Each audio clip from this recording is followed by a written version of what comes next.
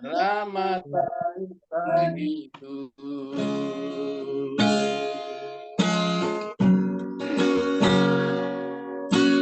Kau hiasi kehidupanku dengan kemurahan-Mu.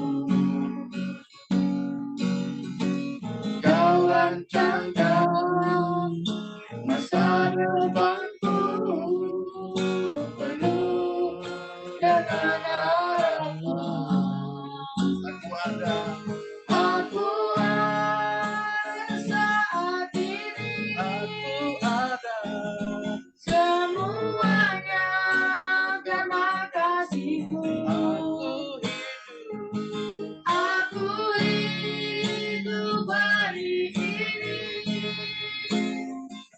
Semua berkat kemurahan-Mu. Terima kasih.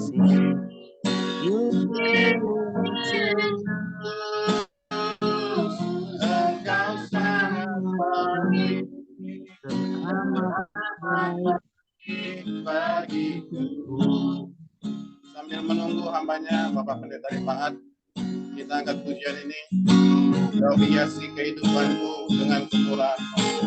Kau hiasi kehidupanku dengan kemurahan-Mu.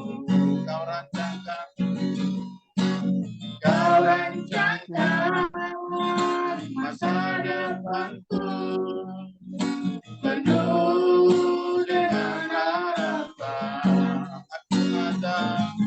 Aku ada saat ini. Semuanya karena kasih-Mu. Aku hidup hari ini. Semua berkat kemurahan-Mu. Terima kasih. Terima kasih. Yesus, Engkau sangat baik, teramat baik. Aku ada saat ini. Aku ada semuanya karena kasih-Mu. Aku hidup hari ini. Semua berkat kemurahan-Mu. Terima kasih Yesus. Terima kasih. Yesus, kasih-Mu. Engkau sangat baik, teramat baik. Aku ada saat ini. Aku ada semuanya karena kasih-Mu. Aku hidup hari ini. Semua berkat kemurahan-Mu. Terima kasih. Kasih-Mu.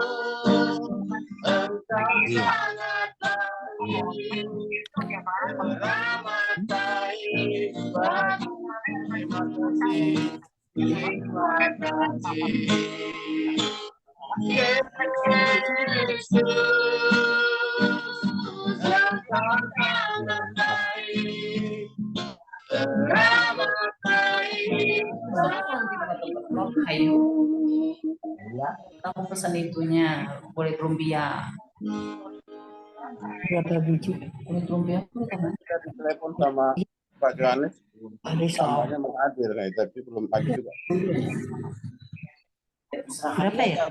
Sudah saya telepon Pak Derikson. Iya, kok belum hadir ya? Jadi susah. Bisa tadi Ibu Ivonnya.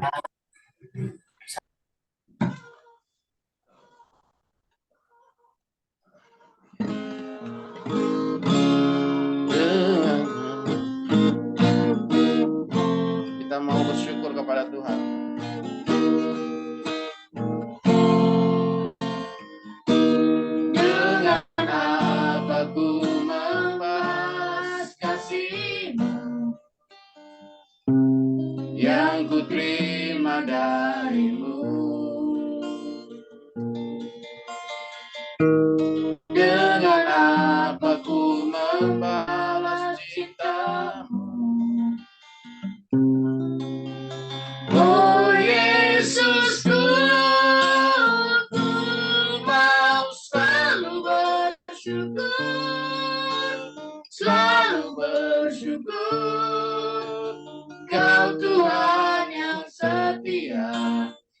yang selalu menopang. Ku mau selalu bersyukur. Kau Bapakku yang setia. Dengan apa ku membalas? Dengan apa ku membalas kasih-Mu yang ku terima darimu. Haleluya. Dengan apa ku membalas cinta-Mu. Oh Yesus, ku mau selalu bersyukur, selalu bersyukur. Tuhan yang setia, yang selalu menopang. Ku mau selalu bersyukur, selalu bersyukur. Diputar. Bapakku yang setia. Kabut Halo, tolong. namanya Pak Pendeta Arifat. Silakan Pak.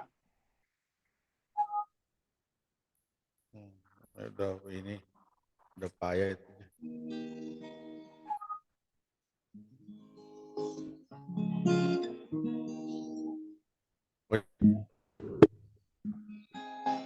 Yesus, kau sungguh baik. Selamat melayani Pak Rifat.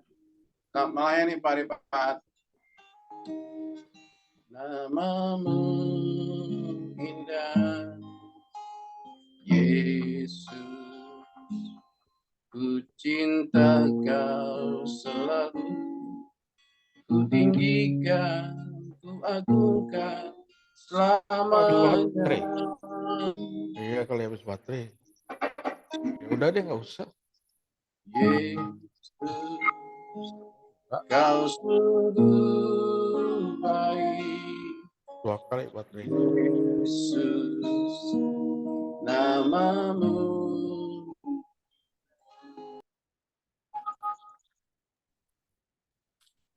Sudah bisa Pak Rifat ya? Ya, oke. Ya Halo. silakan Pak Ya, udah. Rifat, selamat melayani. Ya, oke.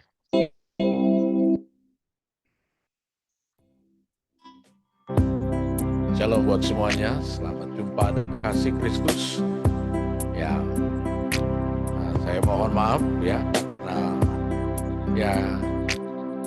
karena hujan tadi, jadi mungkin itu sebabnya kita. Padahal tadi pagi sudah melayani di PMD. Ingat-ingat sore. Cuma lupa, keyboardnya sudah sempat dibenahi soalnya dari tadi pagi. Jadi, sorry, minta maaf ya, minta maaf. Dan saya percaya bahwa kita semua akan dengan hati yang tulus menyembah Tuhan dan melakukan apa yang terbaik untuk kemuliaan Tuhan. Mari kita berdoa. Kami bersyukur padamu ya Bapa, atas kasih karunia Tuhan dalam hidup kami. Oleh karenanya kami dipercayakan untuk boleh melayani Tuhan.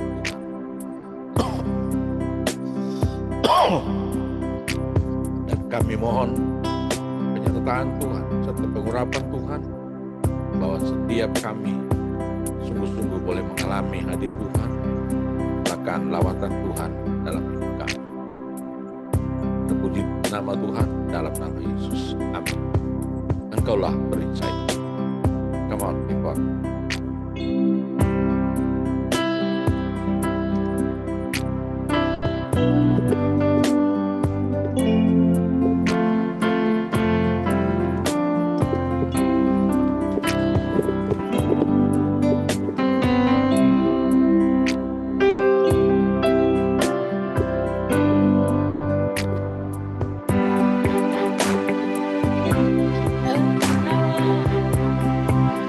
Ber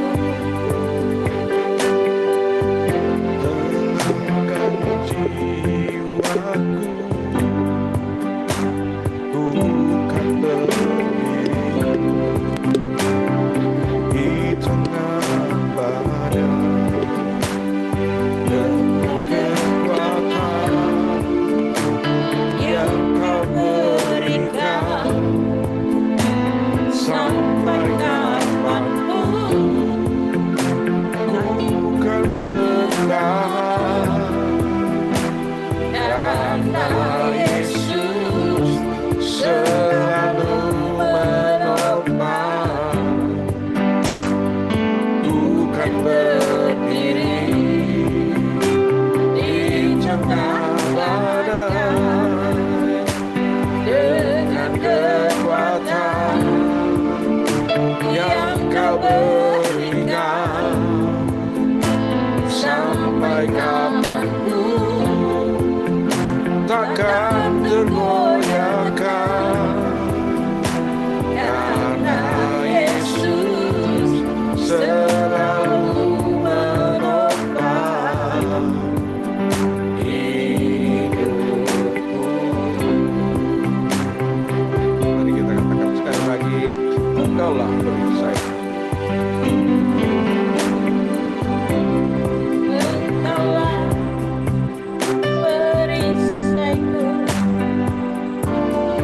Saat badai hidup menerpaku, firman-Mu di dalamku, tenangkan jiwaku. Ku kan berdiri di tengah badai dengan kekuatan yang kau berikan. Sampai kapanpun ku kan bertahan, karena Yesus selalu menopang. Bukan berdiri di tengah badai dengan kekuatan yang kau berikan. sampai kapanpun takkan tergoyahkan, karena Yesus selalu menopang hidupku. Haleluya. Terima kasih.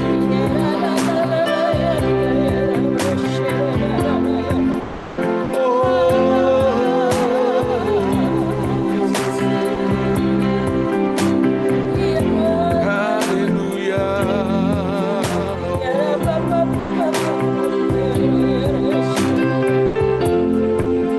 Terima kasih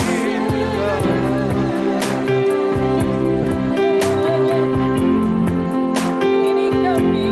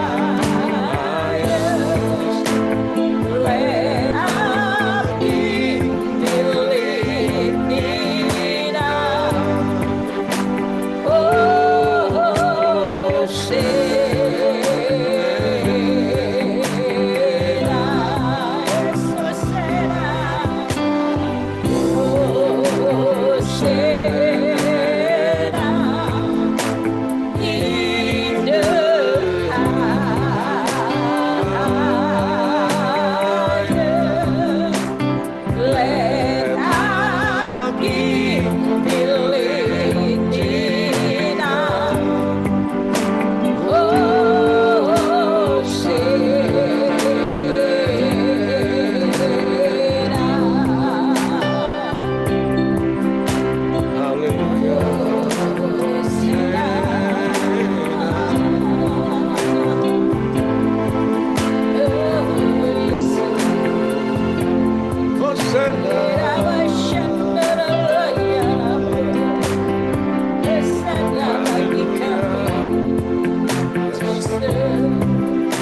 kasih Bapa di surga. Kami bersyukur karena kami memuliakan nama Tuhan. Kami percaya di atas pujian, di atas pujian Engkau bertata, ada adilan. Terima kasih Bapa. Haleluya. Yes.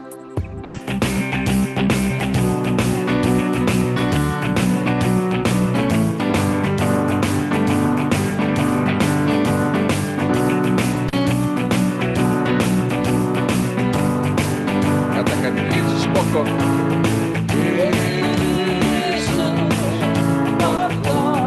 Dalam caranya.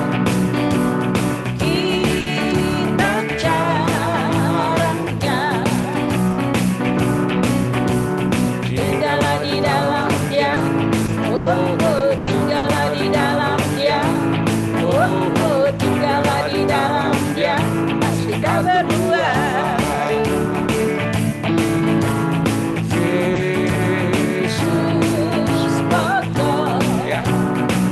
Amin.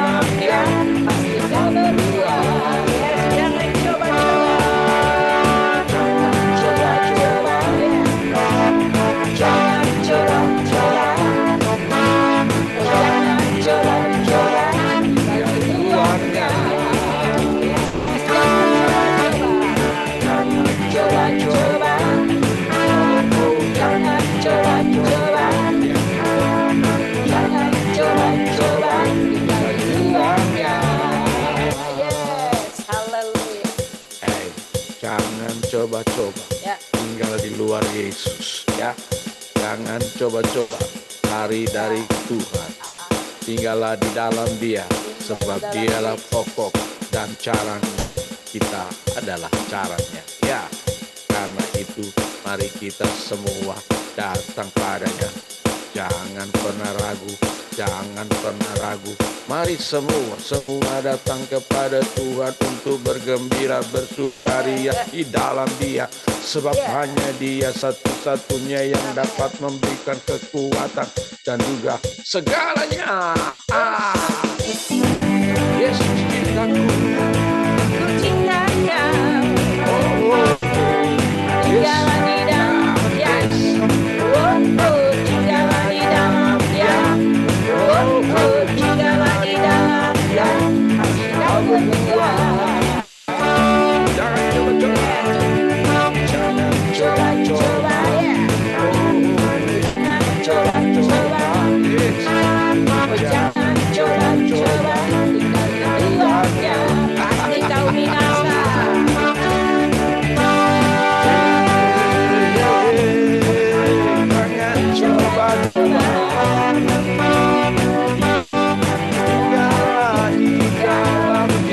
Saja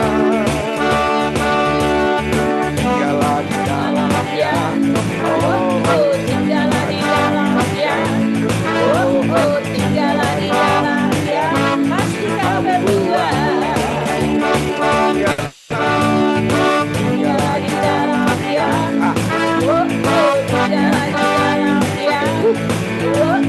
Tinggallah di dalam Dia. Pasti kau berdua. Buat kita semua hebat. Silakan kepada Pak Komingguan. Silakan Pak Komingguan. Ya, terima kasih Pendeta Lipat Bu Ipon. Silakan namanya Pendeta Jerison Sijabat, selamat melayani.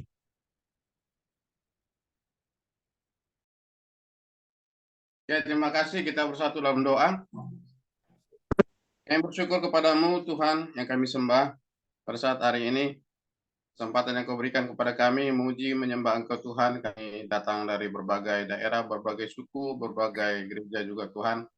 Engkau menyatukan kami di dalam ibadah Zoom Family Ministry saat hari ini Tuhan.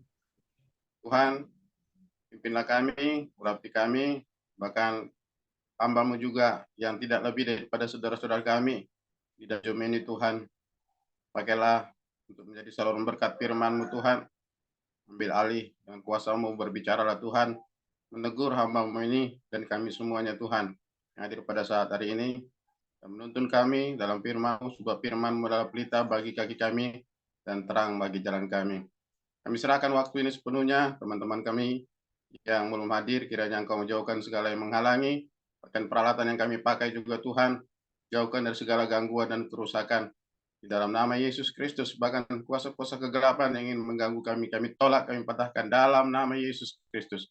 Kami sambut firman-Mu, haleluya, amin. Shalom buat kita semuanya, Tuhan berkati. Kita bersyukur pada hari ini dapat bertemu kembali dalam ibadah Zoom Family Ministry.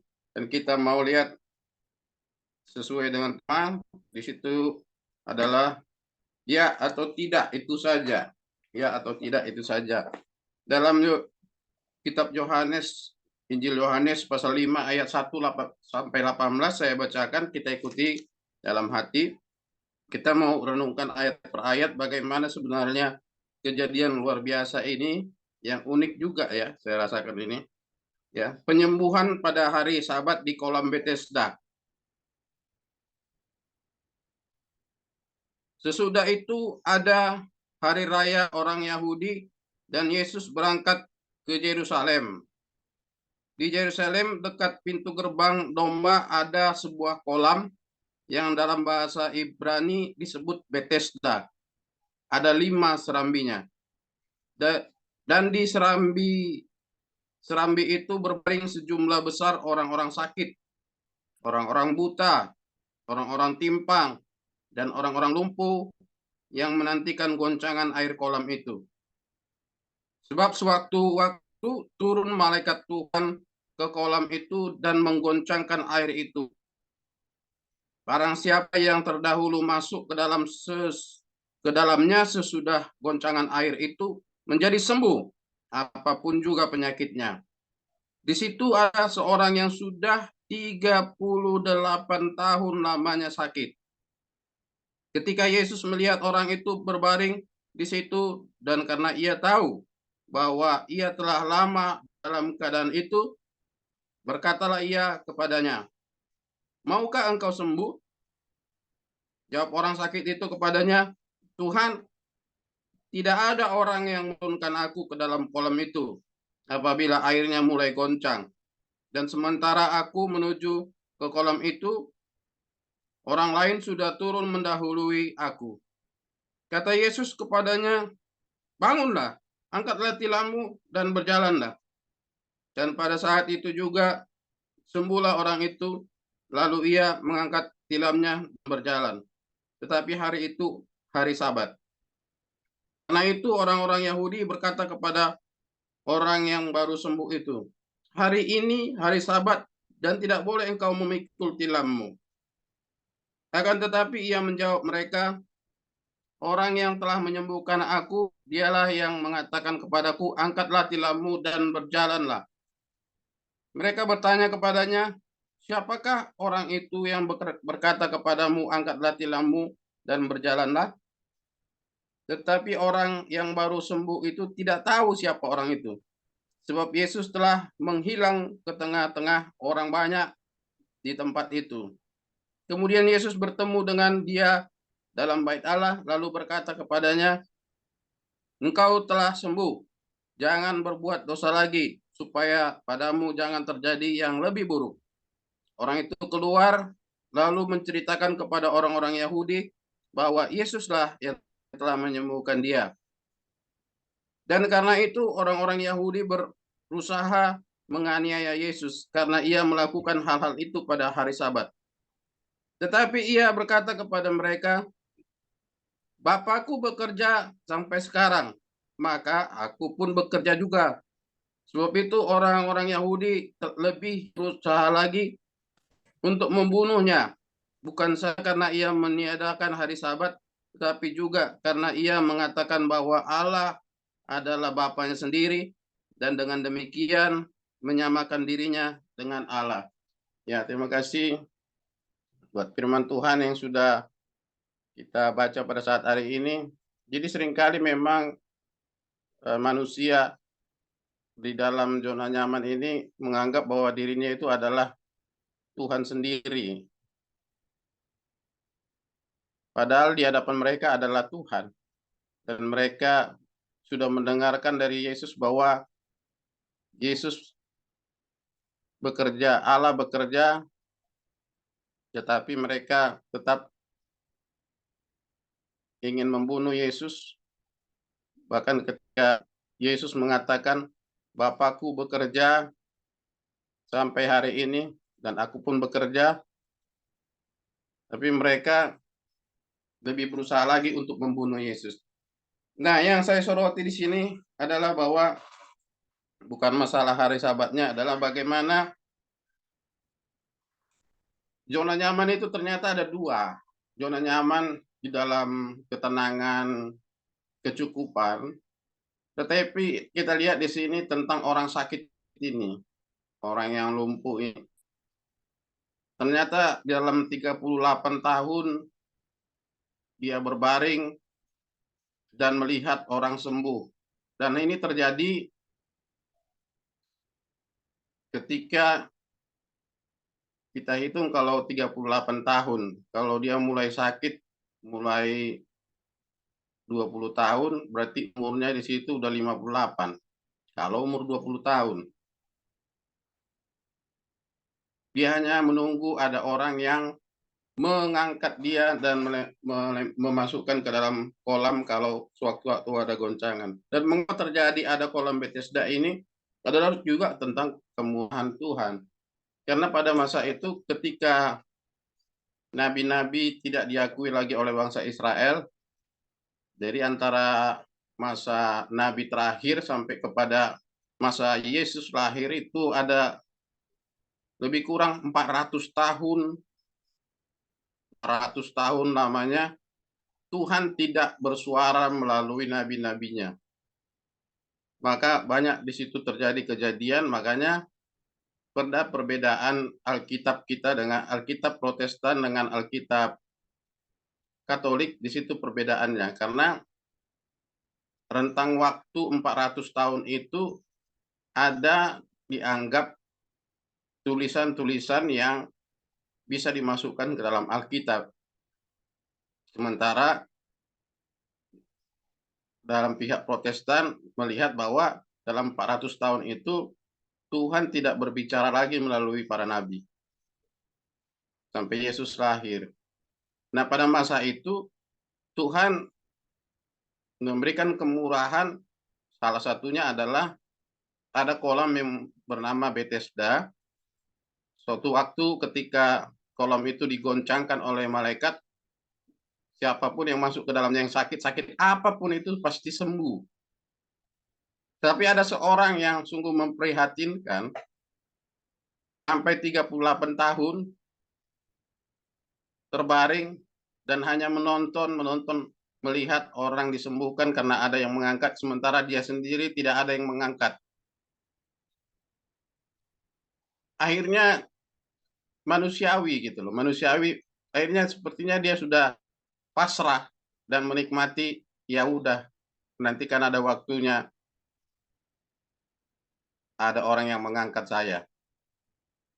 Nah, kenapa temanya ya atau tidak itu saja? Nah, pada saat itu suatu hal yang unik kita lihat ya.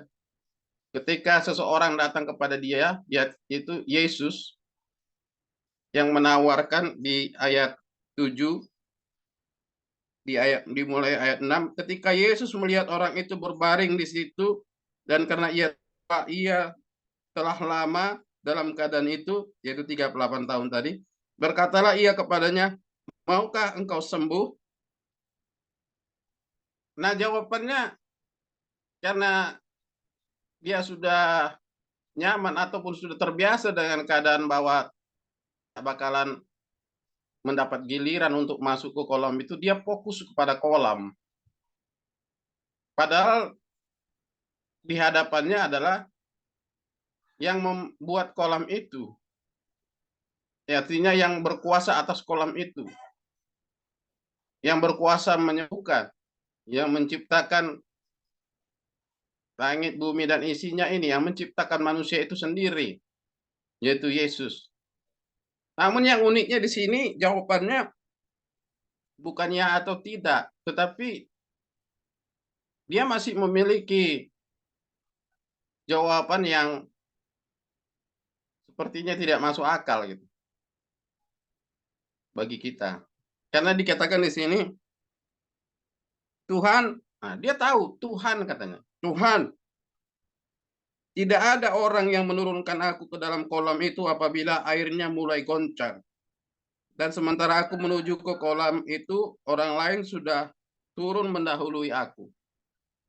Ternyata dia tahu bahwa yang berbicara kepada dia itu Tuhan. Padahal di situ Tuhan Yesus ingin mendengar ya atau tidak, mau atau tidak. Nah, seringkali kita mendapat pertanyaan-pertanyaan bahkan di luar daripada kerohanian, kalau ditanya bukannya atau tidak kita jawab, tetapi alasan-alasan ataupun hal-hal yang tidak berhubungan ataupun yang memperlama proses daripada penyelesaian masalah.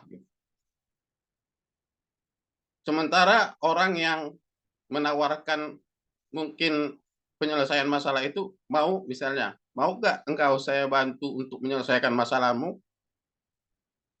Tetapi manusia seringkali cenderung, saya kan orang miskin, saya nggak punya uang. Ini contoh masalah hukum ya. Saya nggak punya uang untuk membayar pengacara, saya tidak ini. Padahal orang itu hanya perlu iya atau tidak gitu. Akhirnya kalau manusia, konsekuensinya seandainya kita yang bertanya kepada orang itu, kita misalnya pengacara, kita misalnya hakim, kita misalnya jaksa, kita misalnya petugas hukum yang mengatakan mau atau tidak engkau dibebaskan. Kalau orang itu mengatakan mana mungkin, mana ini, saya kan ini kan seperti ini. Padahal kita ingin mau, ya, tidak, gitu. Harus ada kepastian. Tetapi latar belakangnya memang kalau kita lihat manusiawi, 38 tahun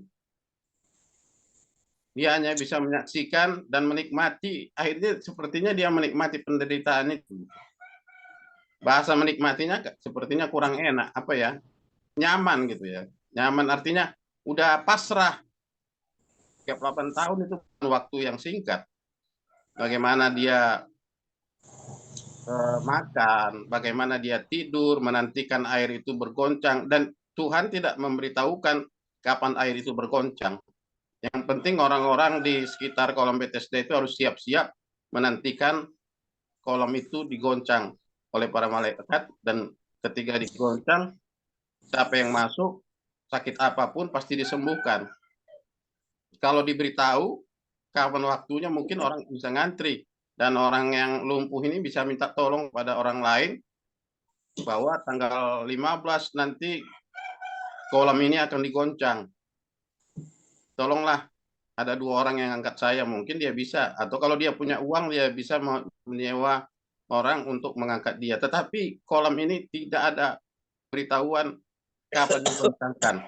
Karena di sini dikatakan sewaktu-waktu ketika mereka Tuhan menggoncangkannya, siapapun yang masuk ke dalamnya akan sembuh.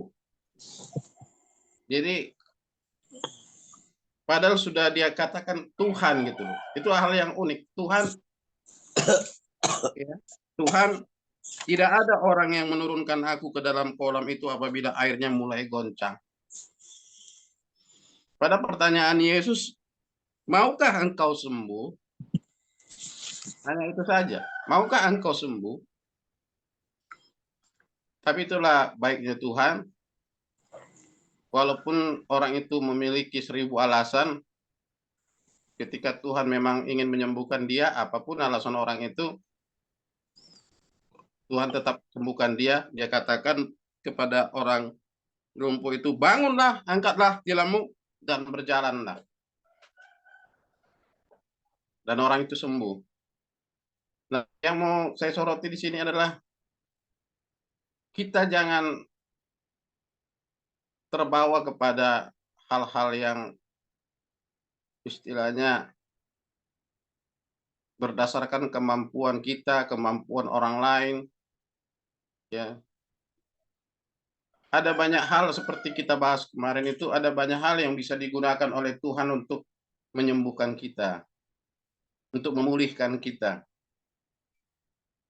Ketika Tuhan mengatakan, maukah engkau sembuh, maukah engkau diberkati, maukah engkau dipulihkan, jawaban kita, Tuhan inginkan ya atau tidak, itu saja. Dan ini memang manusiawi. Kenapa saya katakan manusiawi? Ketika manusia jatuh ke dalam dosa, itu juga sudah terjadi.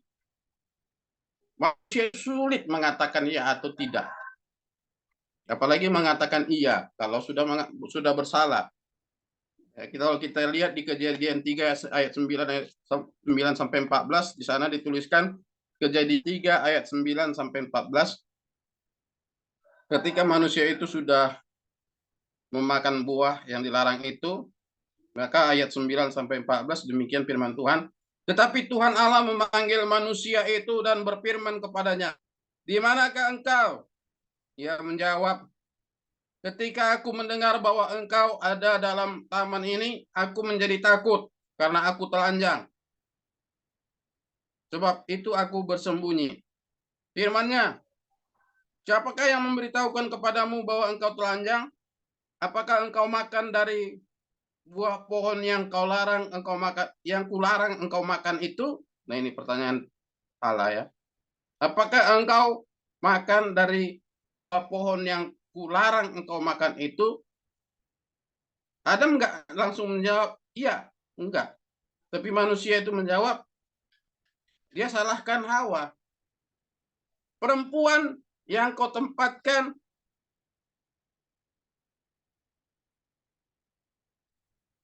di sisiku, dialah yang memberi dari buah pohon itu kepadaku, maka aku makan. Nah, kemudian Allah juga berfirman kepada Hawa, perempuan itu. Kemudian berfirmanlah Tuhan kepada perempuan itu, apakah yang telah kau perbuat ini? Jawab perempuan itu, bukan langsung mengakui, enggak juga. Ular juga disalahin. Nah, ketika ular disalahkan, dikatakan, ular itu yang memperdayakan aku, maka aku makan. Lalu berfirmanlah Tuhan Allah kepada ular itu, karena ular juga nggak tahu lagi siapa yang mau disalahin. Maka terjadilah hukuman kepada manusia, pada laki-laki itu Adam, kepada Hawa, dan kepada ular.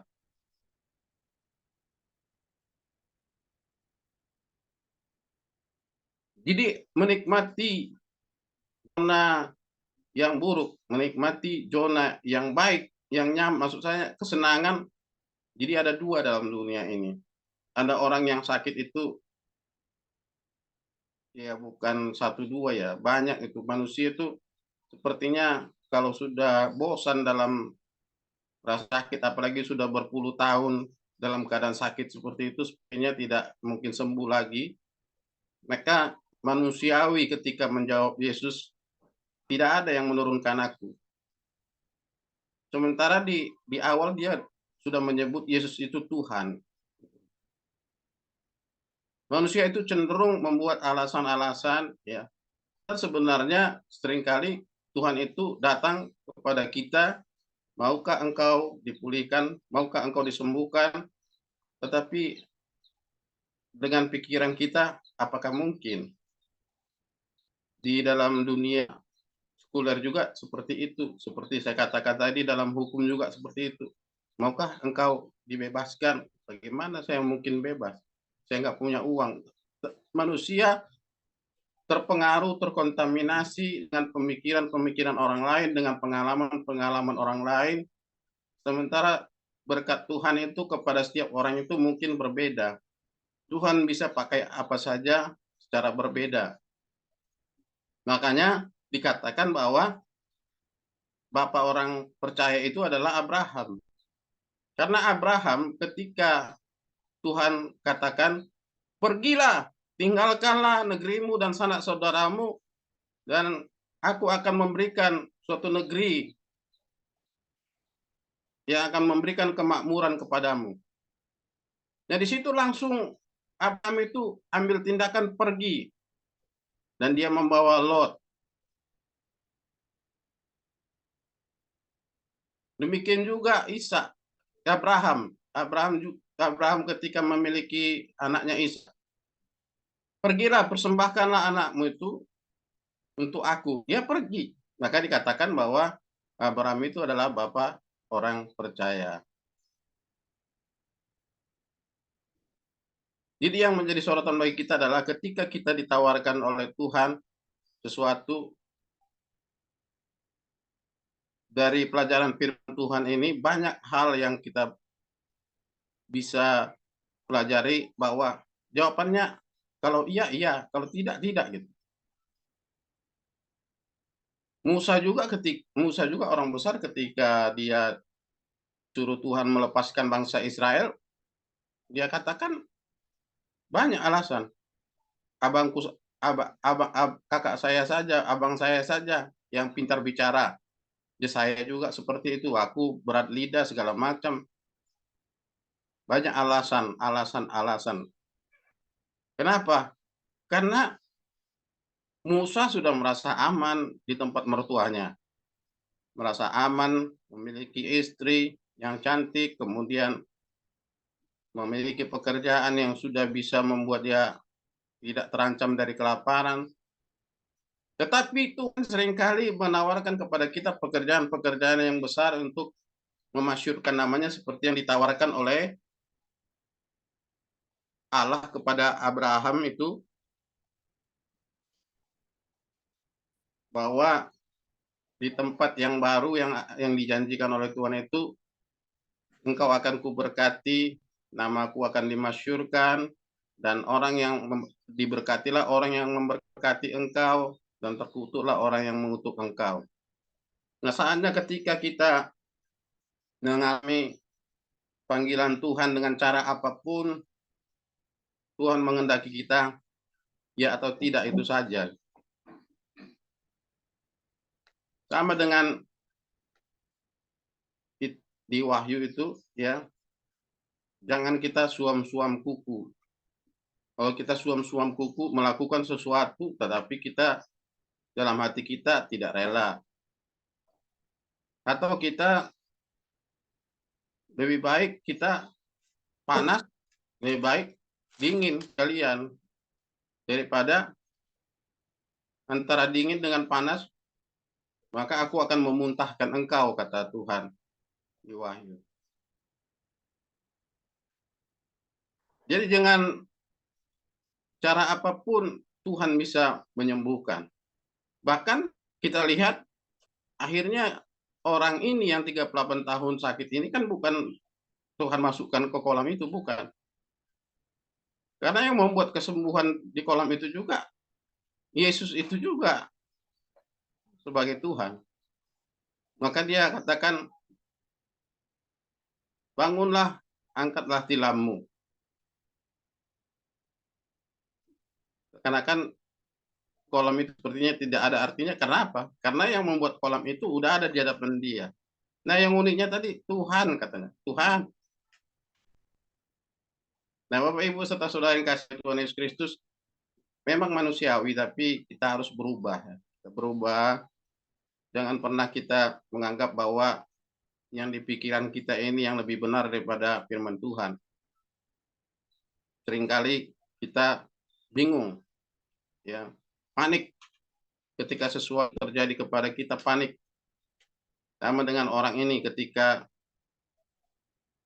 terjadi goncangan, akhirnya dia panik dan akhirnya dia juga tidak bisa berbuat apa-apa, dan 38 tahun. Waduh, saya bayangkan itu mungkin jarang orang bisa bertahan 38 tahun menantikan kesembuhan. Nah, Bapak Ibu serta saudara yang kasih oleh Tuhan Yesus Kristus, jadi kita sebagai hamba-hamba Tuhan, sebagai anak-anak Tuhan, sebagai orang percaya, hendaklah kita tegas juga di hadapan Tuhan. Tuhan suka orang yang tegas seperti itu. Seperti Abraham, ya. Berani mengambil keputusan. Kalau Tuhan merintahkan, maka dia berani. Tidak membuat alasan-alasan. Ada banyak orang yang membuat alasan, akhirnya apa? Dicampakkan dan diganti seperti perumpamaan seorang raja yang mengundang orang-orang untuk makan di pesta. Ada yang baru kawin, ada yang baru beli lembu, macam-macam alasan. Demikian juga orang yang sakit lumpuh ini. Padahal Yesus sudah jelas katakan, maukah engkau sembuh? Ya atau tidak, itu saja. Sudah Tuhan di hadapan kita, sudah Tuhan yang berperkara dengan kita. Tinggalkanlah zona penderitaan kita, tinggalkan zona kenyamanan kita dengan harta kita yang mungkin membuat kita sakit kepala. Saya katakan kepada istri saya, Tuhan mungkin tidak izinkan saya kaya karena saya pernah tinggal di tempat orang kaya, dan akhirnya saya diajak begadang kepada orang kaya tersebut. Kenapa, kata istri saya? Ya, soalnya terlalu banyak hartanya, jadi semua perlu dijaga, jadi orang itu nggak bisa tidur. Dan itu terbukti kepada seorang pemuda yang kaya raya ketika menjumpai Yesus dan mengatakan, apa yang harus kulakukan supaya aku bisa masuk ke dalam kerajaan Allah? Maka Yesus menjawab, lakukanlah hukum Taurat, semua sudah kulakukan. Hanya satu lagi, apa itu guru? Juallah seluruh hartamu dan bagikanlah kepada orang miskin. Maka dengan sedih, pemuda itu meninggalkan Yesus karena banyak sekali hartanya. Sama dengan sekarang misalnya, kalau Tuhan mengatakan, kalau ada orang mengatakan, maukah Pak Derison jadi presiden, saya nggak akan mau. Karena saya tahu dan saya berpikir bahwa protokol daripada presiden itu sudah diatur jadwalnya. Sebulan ke depan, 2 bulan ke depan, bahkan 1 tahun ini sudah dijadwal. Jadi di mana lagi letak kebebasan kita? Maka ketika orang mungkin menawarkan saya kepada saya, maukah jadi presiden, saya katakan pasti tidak. Itu aja. Saya tidak akan mengatakan kepada orang yang bertanya itu, ya kan saya ini, enggak ada syarat. Yang penting ya atau tidak. Karena enggak semua orang bisa jadi presiden. Seperti itu. Jadi alangkah uniknya firman Tuhan pada hari ini, 38 tahun menikmati keadaan seperti itu. Ya, dia menunggu orang yang mengangkat dia, sementara di depan dia mengatakan, maukah engkau sembuh? Kemudian pelajaran yang selanjutnya ada lagi 2 orang anak yang ketika disuruh oleh ayah mereka, anak pertama dikatakan, pergilah ke ladang untuk bekerja. Yang pertama katakan, iya Pak. Ketika dia pergi, kemudian di tengah jalan dia berubah, akhirnya entah apa alasan dia, pokoknya ada alasan dia tidak jadi ke ladang. Kemudian yang kedua disuruh oleh ayahnya, pergilah ke ladang dan bekerjalah. Dia punya alasan, ya tidak gini, begini, tidak gini. Tetapi sampai di tengah jalan, dia bertobat. Kita tidak tahu apa yang dipikirkannya. Mungkin dipikirkannya, ya orang tua saya udah membesarkan saya, sudah terlalu baik. Akhirnya di tengah jalan dia berubah, dan akhirnya yang berkata tidak itu, akhirnya berubah menjadi bekerja. Maka Tuhan Yesus berkata kepada murid-muridnya, yang mana yang dibenarkan? Yang dibenarkan adalah anak yang kedua. Yang pertama menolak, tetapi akhirnya bertobat, dan akhirnya mengerjakan ladang. Sedangkan yang pertama mengatakan iya, tetapi di tengah jalan berubah, akhirnya tidak jadi ke ladang. Selain kasih oleh Tuhan, saya teringat kepada satu ilustrasi ya. Jadi ini manusiawi sebenarnya yang terjadi dalam orang yang 38 tahun sakit ini.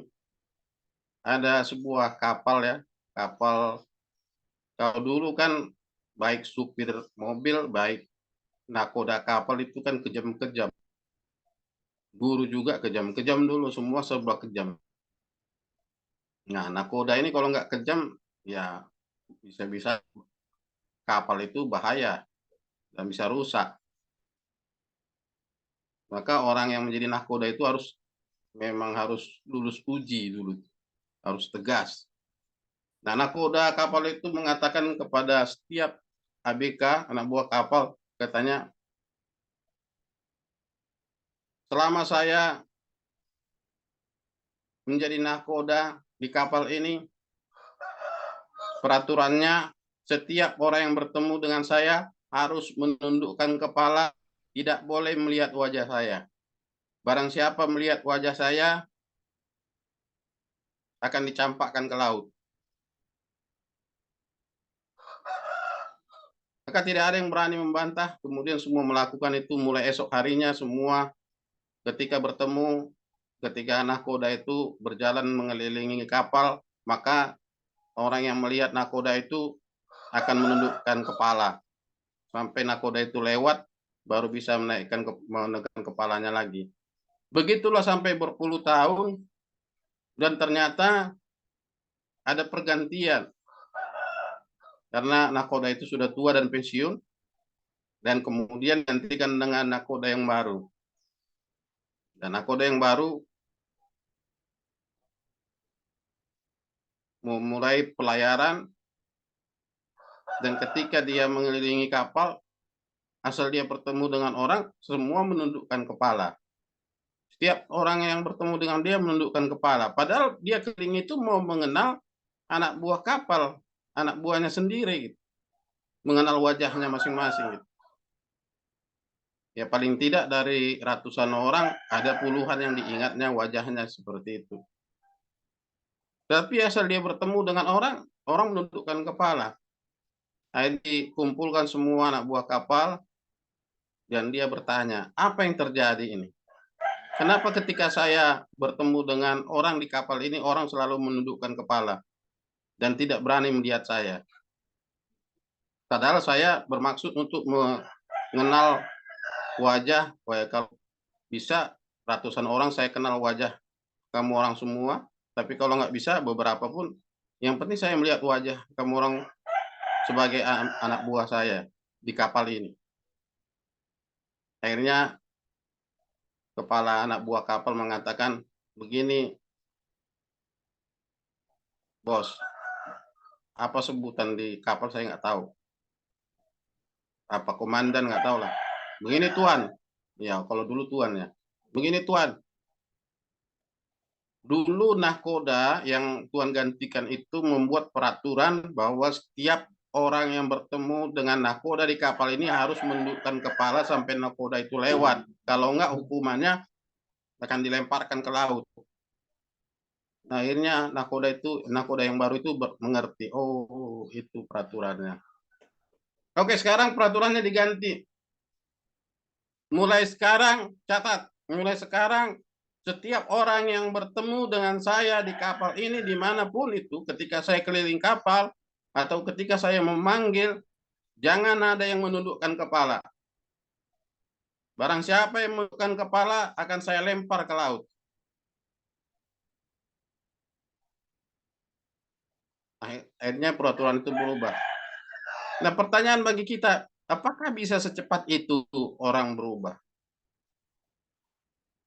Ketika besoknya nakoda itu mengelilingi kapal itu, akhirnya dia senyum sendiri. Kenapa dia senyum? Karena ketika dia lewat dan banyak orang melihat dia, semua menunduk. Hari pertama. Hari kedua juga seperti itu. Hari ketiga juga seperti itu. Kenapa? Karena sudah terbiasa dalam keadaan puluhan tahun, ya sama seperti orang sakit tadi, 38 tahun dia sudah biasa menikmati, ya udah kalau ada yang bermurah hati ngangkat aku, ya udah diangkat baru dimasukkan ke kolam. Sepertinya tidak ada usaha gitu. Maka nahkoda itu mulai ketika menemukan anak buah kapal yang menundukkan kepala. Hei, kan sudah saya katakan, ini peringatan pertama. Kemarin saya katakan, kalau saya lewat dan bertemu dengan kamu orang, jangan ada yang menundukkan kepala. Semua kepala harus tegak. Kamu mengenal wajah kamu orang. Tapi kenapa masih menundukkan kepala? Saya mengerti karena sudah puluhan tahun kamu orang seperti itu. Tapi ingat besok, ini peringatan pertama. Tapi besok juga, karena sudah terbiasa kepala itu ditundukkan, maka ketika nakoda itu refleks jadinya, refleks. Maka saya katakan manusiawi, orang yang sakit 38 tahun itu manusiawi, maka sampai Yesus datang sendiri pun, dia tetap mengatakan Tuhan, tapi dia bukan katakan mau Tuhan, aku mau sembuh, bukan gitu. Tapi dia katakan dengan kebiasaan-kebiasaan di kolam Bethesda itu, dia setelah membuat alasan, tidak ada yang menurunkan aku. Padahal Yesus mau dengar, ya tidak itu aja. Maukah engkau sembuh? Nah, saat ini dalam situasi yang berbeda mungkin kita, Tuhan sedang menawarkan sesuatu kepada kita. Apakah kita berani meninggalkan zona lama kita ya, yang sudah terbiasa kita nikmati. Nah, di sini ada Pak Hendra Winata ya. Pak Hendra Winata ini saya salah satu pendeta yang saya ingin ikutin jejaknya, karena beliau ini orang adventure nih, yang ingin berpetualang dalam pelayanan. Beliau adalah hambanya yang pendeta misi, ya. Makanya sayangnya jauh. Kalau dekat saya mungkin sering ke rumah hambanya untuk mendengarkan pengalaman-pengalaman bagaimana selama menjadi pendeta misi. Makanya saya katakan kepada Pak Endra, cepat sembuh Pak. Kalau Bapak sembuh, jemput saya ke Medan, kita berangkat lagi. Apalagi yang terakhir, hambanya mengatakan bahwa pernah kapal mereka, bukan kapal ya, perahu mereka di Lautan Maluku itu kena ombak besar dan terbalik, dan mereka kalau nggak salah ada 9 orang. Nah, Pak Endra ini kan jago menyelam ini. Nah, begitu mau ngambil tasnya, ternyata tasnya itu diincar sama ikan hiu. Akhirnya Pak Endra merelakan tasnya itu daripada dia yang dimakan ikan hiu. Nah, saya pikir ini, kalau saya melihat ikan hiu itu mungkin kaki saya udah gemeter dan nggak mungkin bisa berenang lagi gitu. Makanya pengalaman-pengalaman itu membentuk kita semakin kuat. Tapi jangan pula pengalaman-pengalaman itu membuat kita semakin sakit seperti orang sakit ini. Ini kan artinya semakin sakit ini. Udah Tuhan di depan dia masih punya alasan, itu kan semakin sakit menikmati zona sakit itu ya. Dalam bahasa kasarnya menikmati zona sakit itu. Maka mengatakan iya saja sulit. Ya semangat terus Pak Hendra, kita akan keliling Indonesia lagi ya. Kenapa? Saya katakan, karena seperti Tuhan memanggil Abraham itu, Tuhan memanggil Abraham itu meninggalkan daerahnya itu, usianya Bapak Ibu bukan sudah tahu umur berapa dia dipanggil oleh Tuhan. Kenapa Tuhan tidak memanggil orang-orang muda yang berumur 20 tahun, 30 tahun? Umur Abraham dipanggil oleh Tuhan untuk meninggalkan keluarganya, untuk meninggalkan negerinya itu, untuk kepada negeri yang dijanjikan oleh Tuhan itu 75 tahun. Artinya usia yang tidak produktif lagi sebenarnya. Bahkan aku akan menjadikan engkau sebagai bangsa yang besar, memberikan kemakmuran. Bangsa yang memberkati engkau akan diberkati, bangsa yang mengutuk engkau akan dikutuk. Jadi usia itu relatif, Bapak Ibu. Bukan menjadi suatu batasan bagi kita untuk berpetualang di dalam Tuhan. Maksudnya berpetualang untuk dalam melayani Tuhan. Dan ada kalanya juga mengatakan ya atau tidak itu melalui perbuatan. Salah satunya 2 orang anak tadi.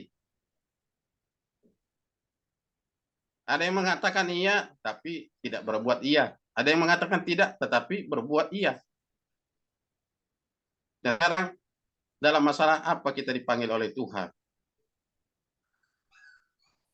Apakah kita mengatakan, saya sudah tua. Saya kan sudah punya cucu. Saya kan sudah tidak bisa ngapa-ngapain lagi. Saya berdiri saja sudah tidak tahan lama. Ya kita lihat Bapak Pendeta Harisan Nosa. Kalau saudara melihat di YouTube itu, beliau melayani di gereja yang udah berumur 80 tahun, Bapak Pendeta Harisan Nosa. Beliau itu selalu disediakan kursi di belakang podium itu. Karena orang rindu mendengarkan firman Tuhan, beliau itu melebihi hikmat daripada orang-orang muda gitu.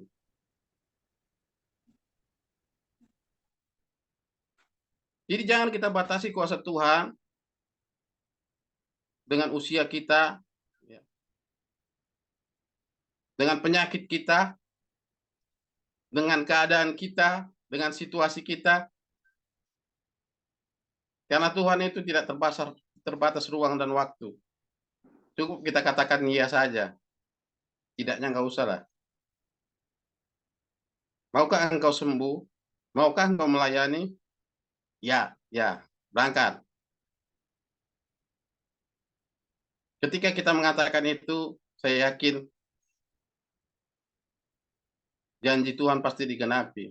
Janji Tuhan kepada kita bahwa Tuhan akan menyertai kita senantiasa sampai kepada akhir zaman. Ya peduli berapa usiamu.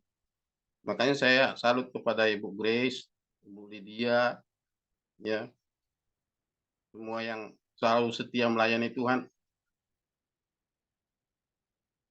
sampai justru seperti peribahasa itu yang mengatakan bahwa kelapa yang tua itu yang semakin bersantan kan gitu. Ibarat kelapa yang tua gitu ya, semakin banyak santannya gitu. Semakin banyak hikmatnya. Makanya kalau kami di sinode kami nggak ada istilah pendeta pensiun, nggak ada. Sampai akhir hidup, selama dia bisa melayani, tetap dipakai untuk melayani. Mungkin ini juga alasannya seperti itu. 75 tahun dipakai itu merantau. 75 tahun. Nah, Pak Endra masih belum sampai 70 tahun.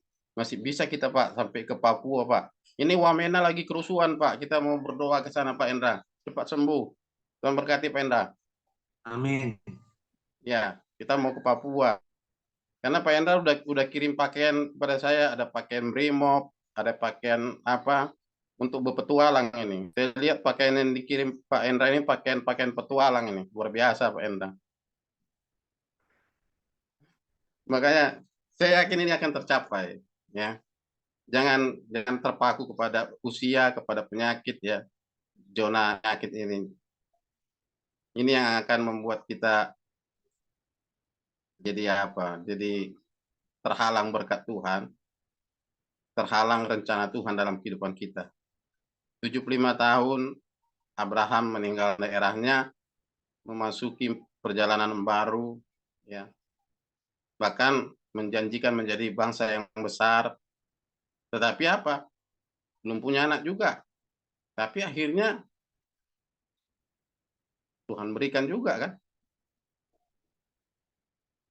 Jadi ketika Tuhan mengatakan kepada kita ada suatu visi, ada suatu mimpi, ada suatu panggilan, ya saya tidak tahu. Yang Tuhan memanggil saya ada caranya. Tuhan memanggil Bapak Ibu ada caranya.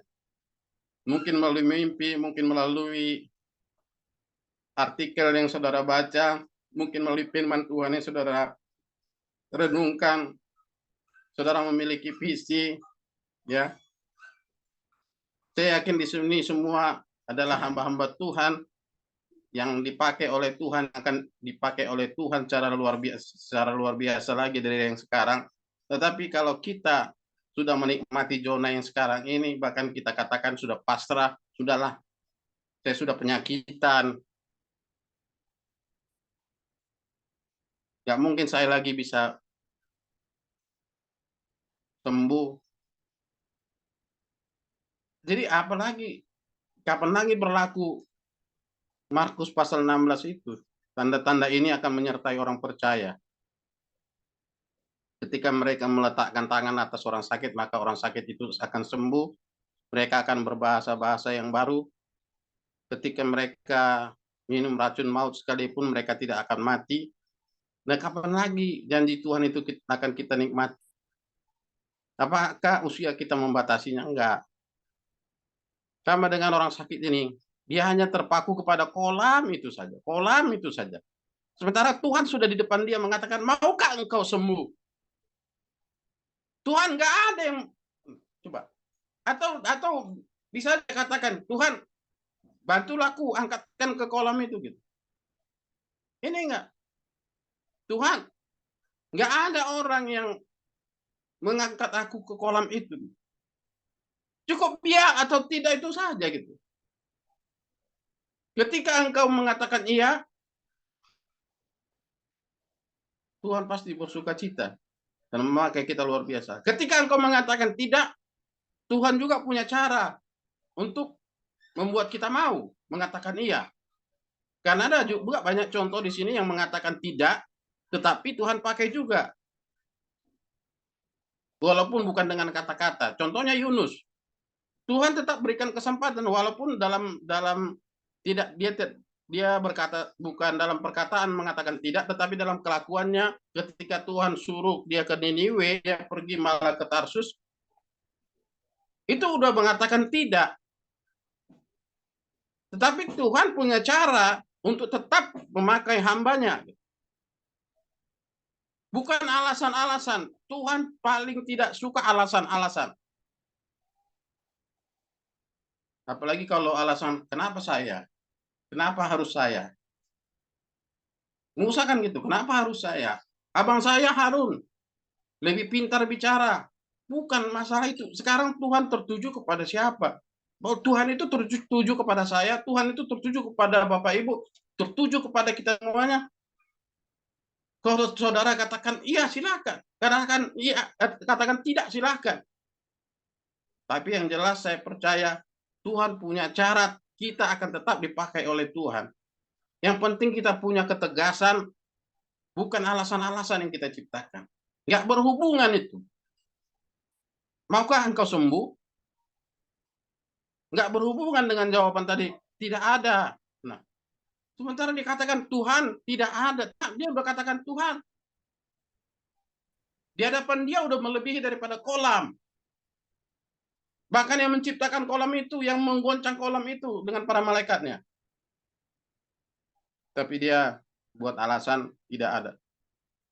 Ini suatu keunikan, ini saya renungkan, ini orang kayak udah menikmati zona penderitaan ini. Ada orang seperti itu. Apalagi di kampung-kampung. Di kampung-kampung orang Batak seperti kami ini kadang seperti itu. Kalau kita tawarkan, ayo kita bawa ke rumah sakit. Sudahlah. Memang udah waktunya. Jadinya sepertinya orang itu adalah Tuhan gitu. Udahlah, saya udah sakit-sakitan. Gak mungkin lagi saya ke sana. Anakmu atau cucumu wisuda loh di Jakarta. Opung, Kalau kami manggil kakek sama nenek itu opung. Opung, ayo ke Jakarta, saya ongkosin. Karena cucumu sudah wisuda. Dia besar hati kalau opungnya datang, kakeknya datang. Udahlah, saya nggak mungkin lagi naik pesawat. Saya nggak mungkin lagi berjalan ke Jakarta begini. Sudah menikmati zona lama itu seperti nahkoda, seperti anak buah kapal di bawah perintah nahkoda yang lama itu.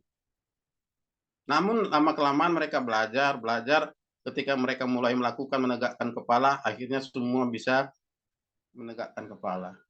Jadi proses itu Bapak Ibu, jangan kita tidak patuh gitu. Kita harus patuh. Ada pelajaran-pelajaran ya yang membuat kita untuk lebih mengenal Tuhan. Jadi yang masalahnya di sini adalah orang lumpuh ini tidak kenal, walaupun dia mengatakan Tuhan, tapi dia tidak kenal siapa itu Tuhan. Saya juga baca di sini, seharusnya dia katakan mungkin Om atau Bung atau Kak atau Abang atau apa. Ini enggak, dia katakan Tuhan loh. Tuhan, ya. Kita katakan Tuhan, tidak ada orang yang menurunkan aku ke dalam kolam itu. Tuhan. Jadi adanya orang yang mengatakan Tuhan, tapi tidak kenal.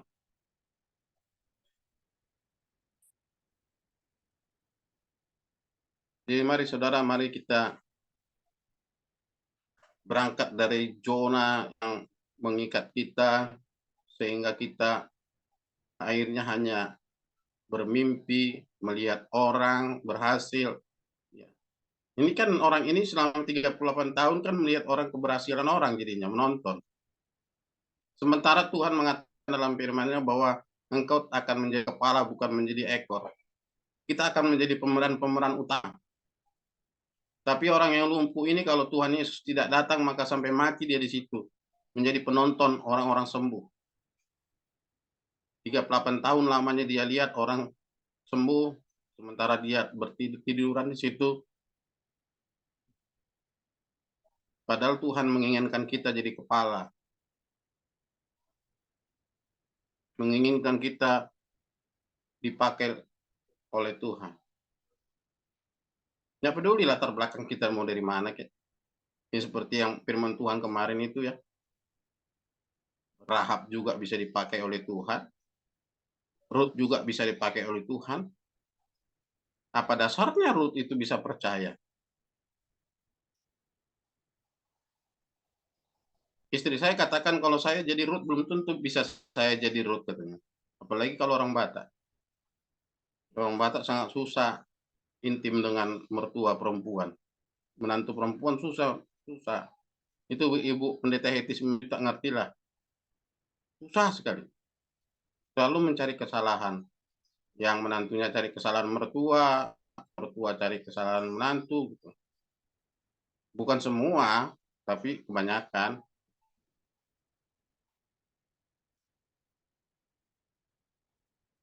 Sekarang Tuhan mau memakai kita. Kalau Tuhan menanya kepada orang sakit ini, maukah engkau sembuh? Ya atau tidak, itu saja. Ketika engkau katakan iya, angka berbangganya Tuhan memiliki kita. Ketika engkau mengatakan tidak, Tuhan pasti punya cara agar kita menjadi anak yang kedua itu. Ketika mengatakan tidak, tapi dia akhirnya bertobat dan akhirnya dia bekerja di ladang. Seperti kisah Yunus. Tuhan punya cara untuk mengembalikan Yunus. Dan apa yang terjadi akhirnya ketika Yunus memberitakan firman Tuhan? Tuhan itu tidak seperti yang dalam pikirannya. Malah dia berpikir sepertinya dia Tuhan. Karena dia tahu orang Niniwe itu bagaimana. Melakukan kekejian, melakukan perzinahan, melakukan yang dosa yang sudah sampai menggugah surga, sampai Tuhan katakan akan menunggang balikkan itu. Berarti kan sudah parah sekali. Maka dia tetap memberikan kesempatan melalui Nabi Yunus, berangkatlah ke Niniwe, katakanlah kepada mereka, jika mereka tidak bertobat, maka 40 hari lagi aku akan menunggang balikkan. Tapi dia lari malah ke Tarsus. Apa yang terjadi? Kesusahan yang terjadi. Bahkan dia dibuang ke laut. Dia ditelan oleh ikan. Bagaimana rasanya? Makanya jadi perdebatan kan, yang di dalam perut ikan itu kan jadi perdebatan itu. Karena di Yunus itu bersuara di situ dari tengah-tengah dunia orang mati. Ada orang yang mengatakan bahwa Yunus itu sebenarnya di dalam perut ikan itu sudah mati. Karena secara ilmu nggak mungkin orang hidup di dalam perut ikan selama 3 hari 3 malam. Apalagi kalau ikan itu makan bangke, makan jengkol, makan pete, nggak tahu lagi ya bagaimana. Tapi ketika pertobatan terjadi di dalam perut ikan, maka Yunus dimuntahkan ke pantai, dan ketika Yunus itu memutuskan kembali untuk melakukan firman Tuhan, dan ketika dia dengan sebenarnya setengah hati Yunus itu, karena dia tahu, tapi dia sering, bukan hanya dia, kita juga seperti Yunus itu sering gitu. Ketika kita diutus ke suatu daerah, apalagi daerah-daerah marginal gitu, maka kita katakan seringkali, enggak, sepertinya orang itu udah bebal. Kita sendiri yang mengatakan, itu udah orang bebal, itu nggak mungkin lah mendengarkan firman Tuhan. Kenapa kita bisa memutuskan seperti itu? Seringkali orang seperti itu. Dan Yunus akhirnya membuktikan bahwa dia sebenarnya setengah hati. Kenapa? Ketika dia memberitakan itu, bukan kepada raja loh, kepada salah seorang rakyat, dikatakan, hai orang Niniwe, bertobatlah. Jika Niniwe tidak bertobat, maka Tuhan akan menunggang balikkan negeri ini 40 hari lagi. Maka orang-orang yang mendengar itu menyampaikan kepada raja. Dan apa yang terjadi? Raja itu memerintahkan semua.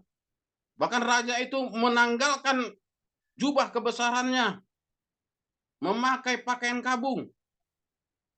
Pakaian kabung itu ketika saya baca di buku tentang benda Alkitab ya, dalam Alkitab itu, pakaian kabung itu seperti goni zaman dahulu itu, goni beras zaman dahulu, goni padi zaman dulu itu. Ya, pakaian kabung. Bayangkan dia tanggalkan jubah rajanya karena ada, bukan dari Tuhan langsung raja itu mendengar, tapi dari rakyatnya. Maka raja memerintahkan kepada seluruh prajuritnya, kepada seluruh rakyatnya, supaya semua tidak terkecuali, bahkan raja sendiri dan keluarganya harus berpuasa 3 hari 3 malam. Dan semua binatang peliharaan juga jangan dikasih makan, semua berpuasa. Siapa tahu Tuhan mau mengampuni kita. Ketika Yunus mendengar pertobatan daripada Niniwe itu, dia ngambek dia. Terduduk dia di bawah pohon jarak.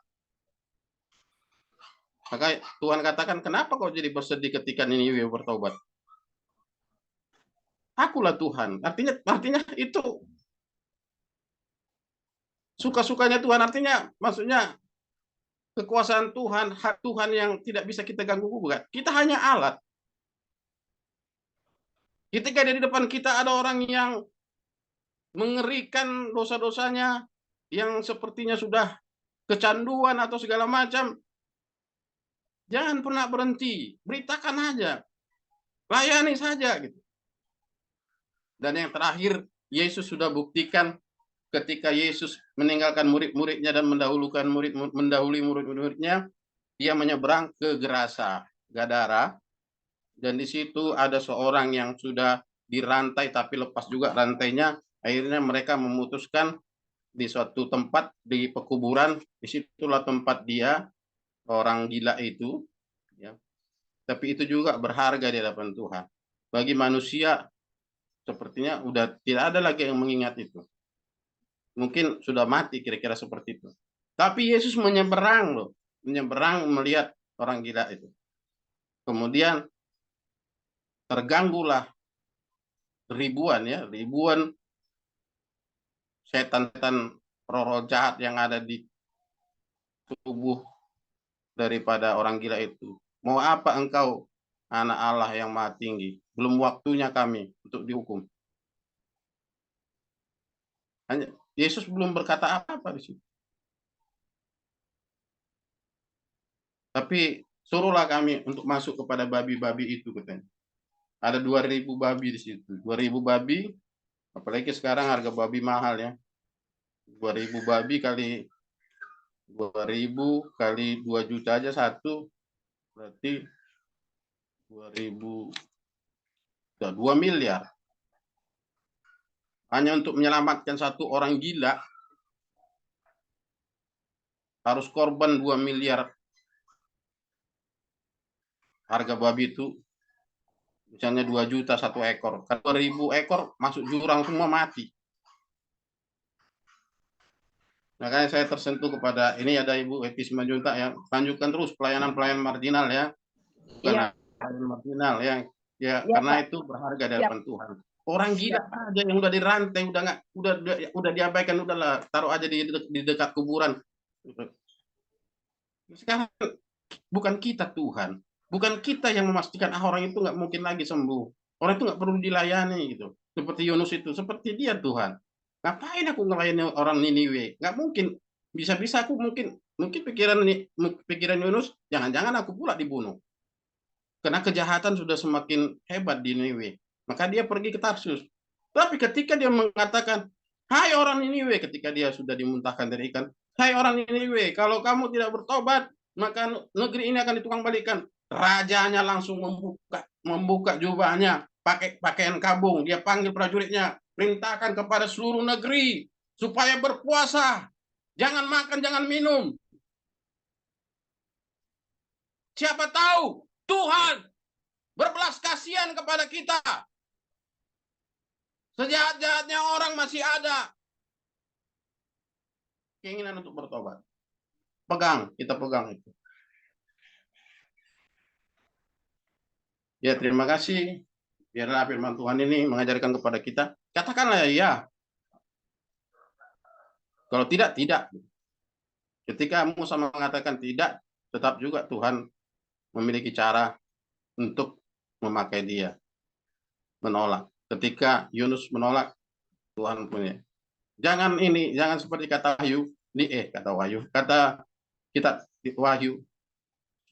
Antara iya dengan tidak, antara panas dengan dingin, suam-suam kuku, maka aku akan memuntahkan engkau. Aku sudah tua, aku sudah penyakitan. Nggak mungkin aku pergi. Ketika ada seseorang mengajak kita, mungkin nanti berumur 70 tahun. Aku udah 70 tahun, ngapain aku pergi? Udahlah kalian yang muda-muda itu. Jangan salah. Justru kita ingat kembali, Abraham itu 75 tahun loh dipanggil untuk merantau. Ya, Tuhan memberkati kita semua. Kita berdoa. Biar firman menjadi kekuatan bagi kita. Terima kasih Tuhan, kami bersyukur kepadamu pada saat sore hari ini. Engkau menyatakan firman-Mu Tuhan, supaya kami tidak menikmati zona penderitaan itu Tuhan. Engkau datang bukan mencari orang yang benar, tapi mencari orang yang berdosa. Dan kami adalah manusia yang berdosa Tuhan. Dan Engkau juga berkata, bukan orang sehat memerlukan tabib, tetapi orang yang sakit. Terima kasih Tuhan buat anugerah-Mu Tuhan. Terima kasih buat firman-Mu Tuhan. Biar kami memiliki keputusan, ya atau tidak, itu saja Tuhan. Ketika orang sakit ini ditawarkan, maukah Engkau sembuh? Tapi dia mengatakan Tuhan, tetapi tidak mengenal siapa itu Tuhan.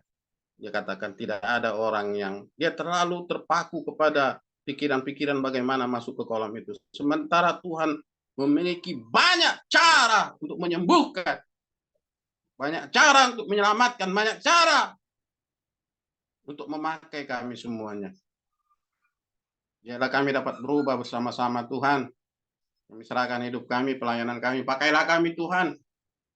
Kuatkan kami. Dan kami percaya bahwa Roh Kudus-Mu akan menolong orang-orang yang memenuhi panggilan-Mu. Di dalam nama Yesus Kristus kami berdoa dan bersyukur kepadamu. Haleluya. Amin. Tuhan berkati kita. Ya, terima kasih hambanya, Bapak Pendeta Dedison Sijabat ya, yang sudah menjadi berkat sore yang luar biasa ini ya. Memang setiap kita ya, apalagi sudah jadi hamba Tuhan, bukan hanya terpanggil, tapi jadi orang pilihan Tuhan. Ada sebuah lagu saya jadi ingat tuh. Tuhan dia panggil nama saya, Tuhan dia panggil namamu, Tuhan dia panggil nama saya, Tuhan juga panggil namamu.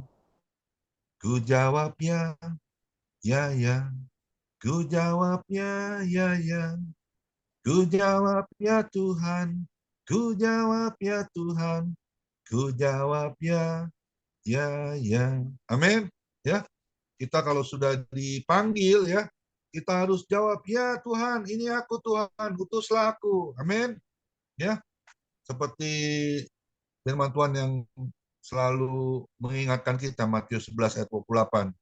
Marilah datang kepadaku semua yang letih, lesu, dan berbeban berat. Semua yang letih, lesu. Setiap manusia ini pasti ada letih, lesunya. Ya, makanya Tuhan bilang, marilah datang kepadaku semua yang letih, lesu, dan berbeban berat. Aku akan memberi kelegaan buat setiap kamu. Amin. Ya, Tuhan Yesus itu tidak mau memaksa kita untuk kita datang kepada Dia. Tapi kita harus ingat Yohanes 14 ayat 6. I am the way, I am the truth, and I am the life.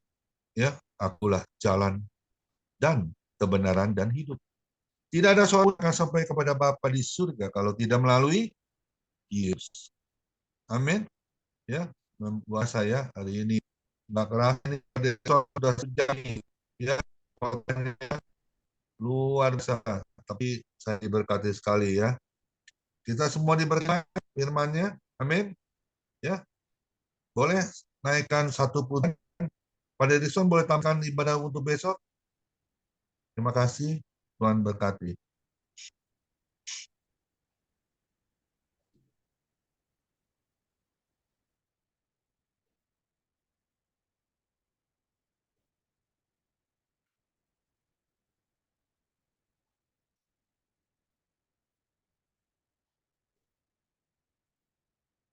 Besok siapa ya, Pak?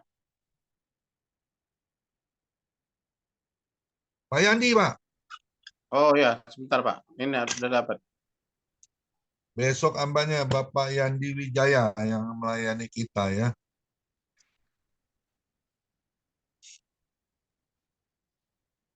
Sebenarnya ulang tahun Family Ministry hari ini ya, tapi karena kita ada onsite, kita undur 2 hari di hari Minggu ya. Ya, Kita akan judulnya besok ibadah dan ketaatan sebagai kesatuan. Amin ya. Kita besok akan diberkati juga oleh hambanya Bapak Pendeta Yandi Wijaya dengan tema ibadah dan ketaatan sebagai kesatuan. Amin. Ya. Itu yang terpenting dalam setiap kehidupan orang percaya, ibadah ya. Ibadah yang sejati mempersembahkan tubuh kita untuk melayani Tuhan, untuk mendengar firman Tuhan. Silakan Pendeta Ripat, masih ada. Satu pujian sebelum doa syafaat Ibu Lydia. Tuhan Yesus memberkati. Benar dia panggil nama saya, benar dia panggil namamu, benar dia panggil nama saya, juga dia panggil nama, benar dia panggil, benar dia panggil nama saya, benar dia panggil namamu, benar dia panggil nama saya, juga dia panggil namamu. Ku jawab ya, Jawab ya, ya, ya. Ku jawab ya, ya, ya. Ku jawab ya Tuhan, ku jawab ya Tuhan, ku jawab ya.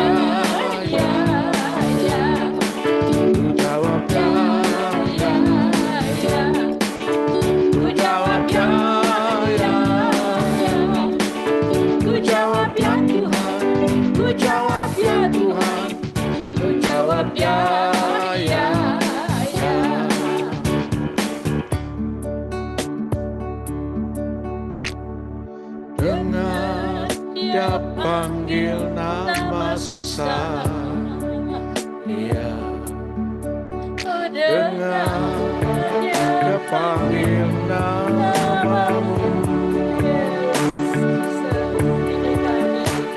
dengar dia panggil nama saya, juga dia panggil nama. Mari dengan iman katakan dengan dia panggil, dengar dia panggil nama saya, Dengar dia panggil namamu, namamu Ivon dia panggil, sebut namamu. dengar dia panggil nama hari, Juga dia panggil namamu. Sekali lagi sebut nama masing-masing.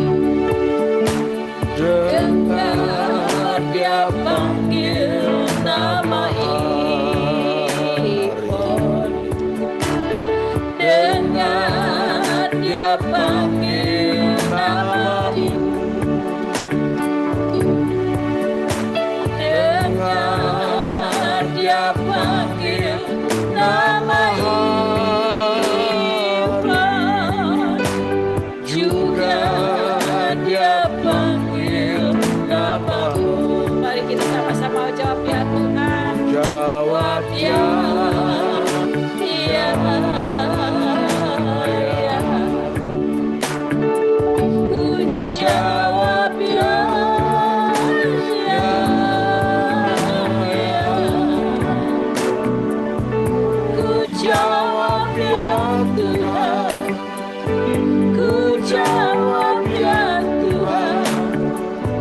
Ku jawab ya, ya, ya. Sekali lagi ku jawab ya Tuhan dengan iman penuh kepada Yesus. Jawab ya, ya, ini kami Tuhan. Ku jawab ya, ya, ya. Ku jawab ya Tuhan. Ku jawab ya Tuhan. Ku jawab ya, ya, ya.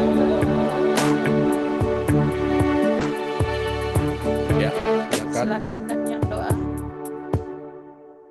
Bapa kami yang ada dalam surga, kami boleh bersyukur. Terima kasih Tuhan, di sore hari ini kami bekali kembali firman-Mu. Sudah mengatakan iya di atas daya Bapa, biar Tuhan akan menolong dalam setiap kami, supaya kami mengikuti firman-Mu Tuhan yang tidak pernah salah. Bahkan firman terus membawa kami lebih dekat lagi kepadamu ya Tuhan. Biar Tuhan menolong dalam setiap kehidupan kami. Tuhan untuk lebih maju lagi, lebih lagi kami mendekatkan hidup kepada Tuhan. Terima kasih Bapa, berkati Pak Dikson, berkat-berkat ilahi terus mengalir dalam hidupnya, berkat-berkat Allah akan mencukupi semua apa yang menjadi keperluan. Pakai terus dalam pelayanannya Tuhan, biar banyak jiwa-jiwa boleh dimenangkan bagi nama Tuhan. Terima kasih Bapak, kami juga doa buat Bapak kami terus kau jamah kesehatan, kesembuhan, biar kuasa Tuhan terus menolong menyertai campur tangan Tuhan. Terima kasih Bapa, kami serahkan ke dalam tangan pengasihan Tuhan, biar Tuhan menolong, Tuhan menyertai campur tangan Tuhan. Semua keluarganya Tuhan lindungi, jaga, biar Tuhan pakai. Terima kasih Bapak, kami juga berdoa buat Pak Hendra, Tuhan jamah, Tuhan tolong, Tuhan beri kesembuhan terus, biar rencana untuk hari ke depan jiwa-jiwa Tuhan. Terima kasih Tuhan, kita serahkan semua ke dalam tangan Tuhan, biar Tuhan terus tangan. Kami berdoa Ibu Ivon, kau berkati kau tangan dalam pelayanan. Terus tangan Tuhan, berikan kekuatan, kesehatan, hikmah dari kamu. Amas anak-anaknya dan kesehatan terus Bapak. Kami serahkan semua dalam tangan kasih Biar Tuhan terus menolong dan campur tangan. Terima kasih Bapak, kami serahkan saudara-saudara kami di family ministry ini, Tuhan kau pakai kami semua menjadi berbagai kemuliaan sama Tuhan, mempersatukan kami semuanya, saling mengasihi, saling perhatikan, saling doakan ya Bapak. Kami juga buat pertemuan yang sudah dilaksanakan, Tuhan buka semua, boleh mereka pada kumpul untuk sama-sama memuji dan memuliakan nama Tuhan. Tuhan memberkati, Tuhan menolong, Tuhan mencukupi semuanya. Perlindungan Tuhan terus menyertai. Biar family ministry Tuhan boleh lebih karena persaudaraan lebih erat lagi Tuhan. Biar Tuhan akan mempersatukan semuanya. Biar mereka saling berurusan satu dengan yang lain Tuhan. Tidak ada yang tersinggung. Ada kata yang tidak baik dalam kehidupan mereka semuanya. Biar masih saling memperhatikan. Terima kasih banyak Tuhan pasok para hamba jadi Tuhan tolong semuanya biar mereka boleh menjadi panutan, menjadi contoh dan teladan yang baik. Buat anak-anakmu semuanya Tuhan pakai mereka boleh menjadi terang, boleh bawa ke selatan untuk semua orang Tuhan. Biar semua orang boleh percaya kepadamu. Nah, firman Tuhan itu yang menjadi amanat agung. Supaya kami pergi, jadikanlah semua bangsa muridmu ya Bapa. Sebegitu kami serahkan semuanya ke dalam tangan-Mu. Biar tangan Tuhan terus menolong, menyertai dan bertangan Tuhan. Lindungi kami semuanya, berikan kami kesehatan, kekuatan yang sakit Tuhan jamah sembuhkan, jamah beri kerahian sudah jauh Tuhan panggil kembali mereka ya Bapa untuk sama-sama untuk kembali lagi untuk memuliakan nama Tuhan. Terima kasih Bapak juga berdoa negara kami Tuhan tolong dari presiden wakil kabinet pusat sampai ke daerah biar Tuhan tolong semuanya biar keadaan di Indonesia boleh aman Tuhan terkendali semuanya biar Tuhan tolong di bencana alam yang terjadi Tuhan tolong bahkan Tuhan memberikan kasih kemurahan Tuhan akan menyertai dan Tuhan terus membuat bangsa kami Tuhan buat Indonesia ini Tuhan jauhkan dari hal-hal yang kami inginkan, gempa bumi dan sebagainya, banjir apapun Tuhan, tolong semuanya Bapak. Biar Tuhan akan menyertai dan Tuhan akan campur tangan dan Tuhan akan menolong semuanya. Selamatkan sebuah bangsa kami ya Bapak. Terima kasih Tuhan, inilah yang menjadi doa permohonan kami. Kami percaya kuasa Tuhan terus menyertai dan campur tangan Tuhan.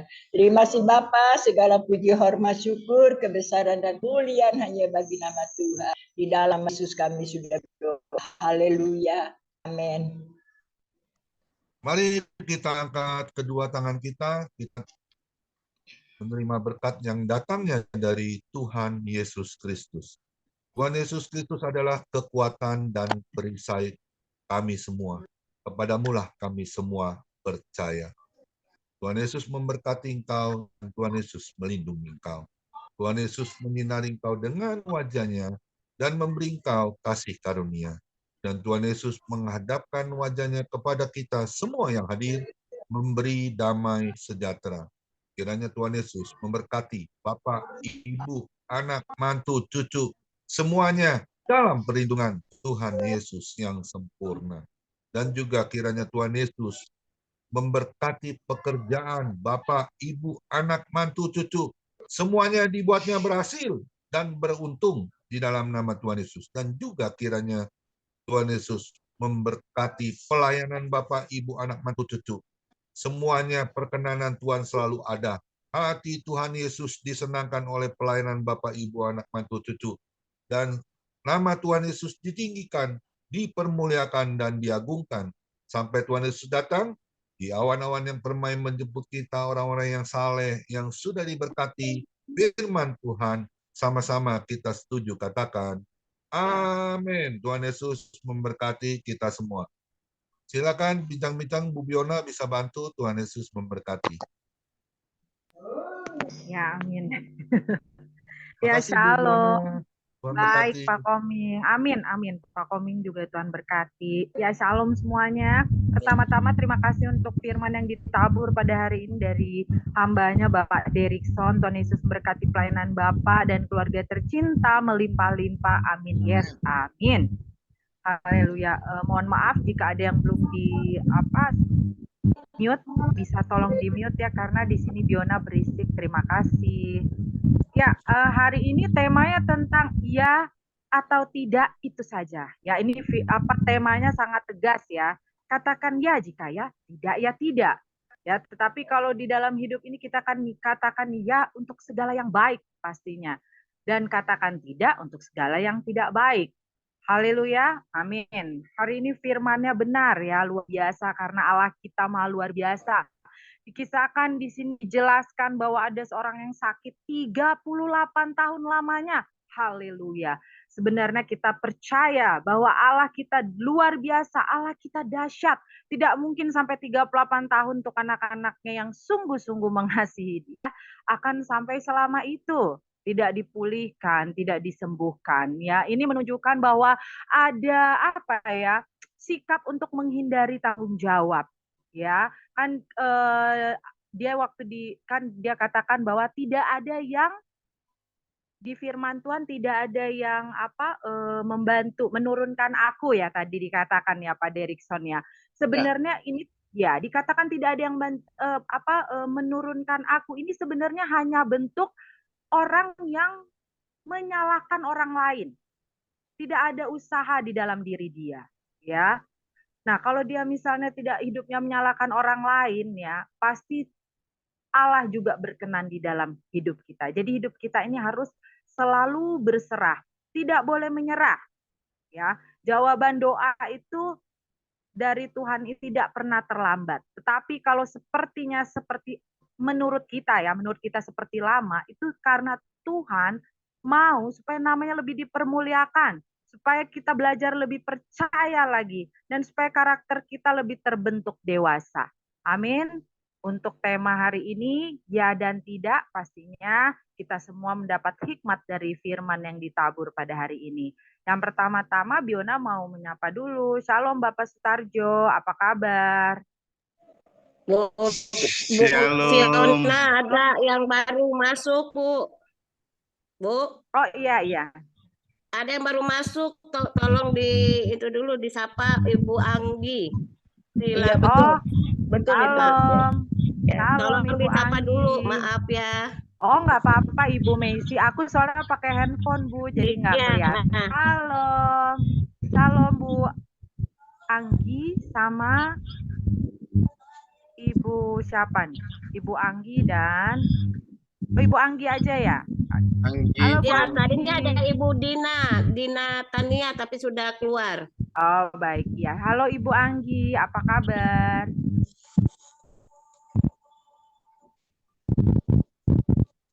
Oh iya, halo Kak Anggi, apa kabar Kak Anggi Silitonga? Belum dibuka mic.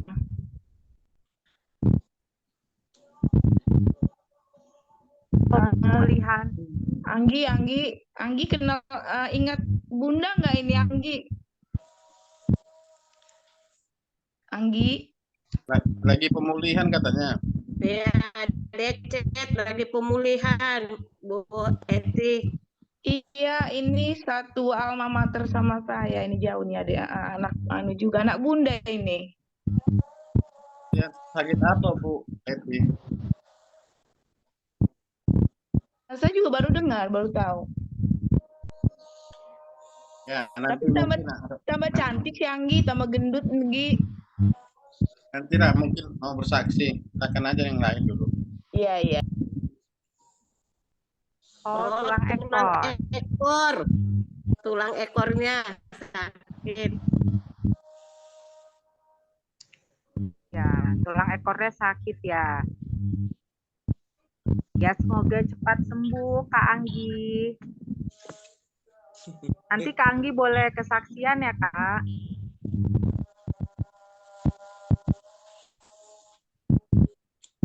Iya, sama-sama. Tuhan berkati. Amin. Oh iya Bu, ada link grup. Oh iya, nanti boleh ya Kak Anggi boleh nanti memberikan nomor telepon WhatsApp, nanti bisa dimasukkan di grup, jadi bisa menerima link FM. Terima kasih. Oh baik Kak Anggi, nanti di save ya, nanti diinfokan ke Pak Gembala, Pak Koming. Baik, terima kasih Kak Anggi. Tuhan berkati ya, tetap semangat Kak Anggi. Iya, Sutarjo. Amin. Ya silakan Pak Sutarjo, bagaimana untuk sharing firman kita hari ini untuk responnya? Ya, sharing firman hari ini luar biasa. Ya atau tidak, ini jawaban yang sangat luar biasa. Tadi disampaikan bahwa orang lumpuh umur 38 tahun ketika dia ditanya oleh Tuhan Yesus, maukah engkau sembuh?